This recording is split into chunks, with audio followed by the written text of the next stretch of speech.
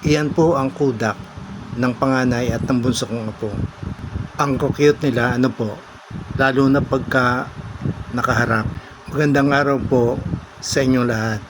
Welcome po sa Raimundo Guno YouTube channel. Sana po ay okay naman kayo sa nakalipas na ilang araw na wala ng bagyo. Kanina nga ay dumilim habang nasa daan kami. Sabi ko'y ayos na naman.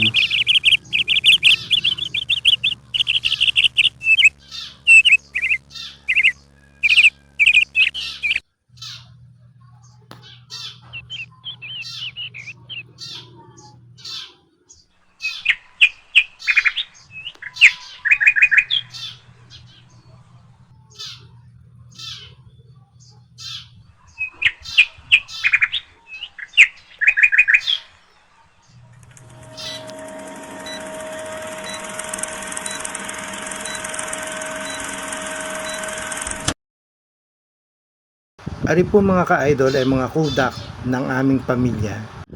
Mga masasayang alaala ng aking pamilya sa loob ng napakahaba din ng mga panahon. Ari ay nung parangalan kami bilang natatanging pamilyang Batanggenyo noong 2016. Kasama namin dyan ang governor.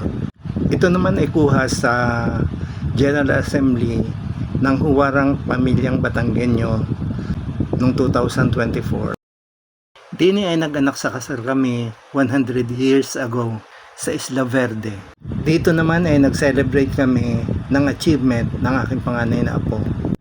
Kudak yan sa Lemery bago sumapit ang Tagaytay. Ito ang mahalaga. Bigla ako nakarating ng Canada nang walang kapasapasabi. At ito ay last Christmas lamang sa Canada. Anak kong lahat yan.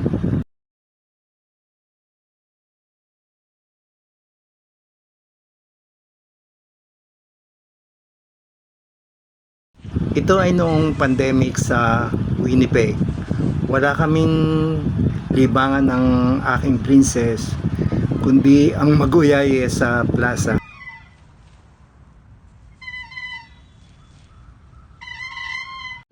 Ari ay mga kudak lang sa kung saan saan. Kaya tingnan nyo naman, para akong tanga.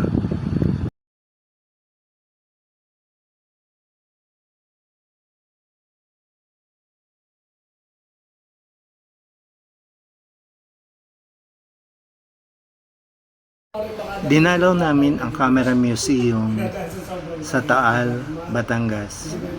Ini-explain niya na nung panahon namin ni Rizal, pag nagpapahudak ay nakabaligtad ang tao. At matagal bago matubos ang picture. Magtutay ng isang linggo para sa isang picture. Ito po yung kanyang... Ari naman ay nahagip lamang ng kamera sa kung saan saan.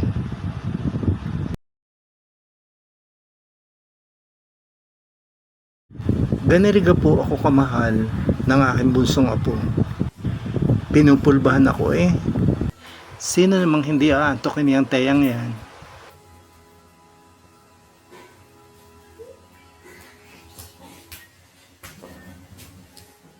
Yun.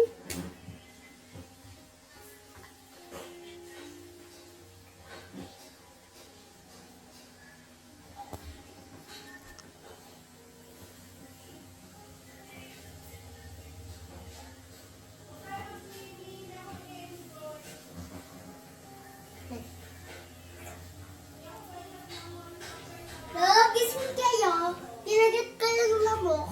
Lolo! Kinagat ka ng lamok. Kinagat ka ng lamok. Ito'y kudak namin sa Bohol. Nag-piece of fair pa kami diyan. Dini naman ay nag-island hopping kami sa Palawan. Birthday yan ni Mrs. sa Pizza Hut. Pasko iyan, pero hindi ko na talaga matandaan kung kailan. Mahirap ang tumatanda. Isa lamang iyan sa mga hada naming mag-asawa. Tingnan ninyo, mahal na mahal din ako nung aking panganay na apo. Ganyan kami ka-sweet nung bata pa siya. Kaya lamang, binata na kasi siya ngayon eh. Yan ang mag-anak ng aking panganay. Ganyan sila ka-close. Tingnan niyo si Utoy, ang cute. Yan ang panganay ko. Sa Baguio naman yan, nakahilera kami sa terasa ng SM para kaming pababaril. Yan ang second daughter namin. At ang aming bunso.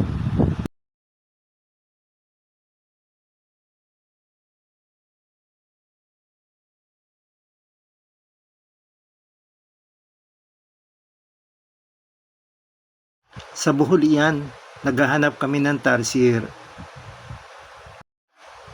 Ang panganay kong apo.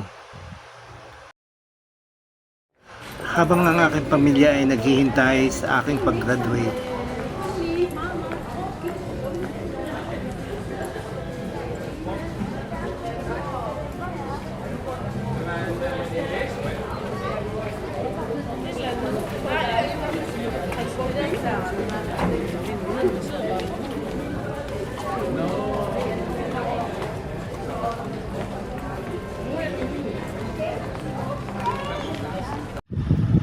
ang aking nag-iisang princess.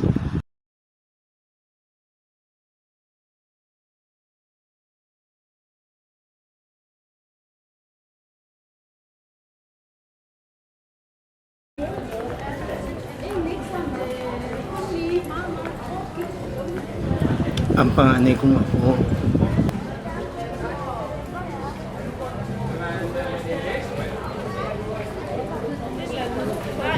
At ang bunso sa kanilang lahat. Maraming salamat po sa pagsama ninyo sa aking throwback.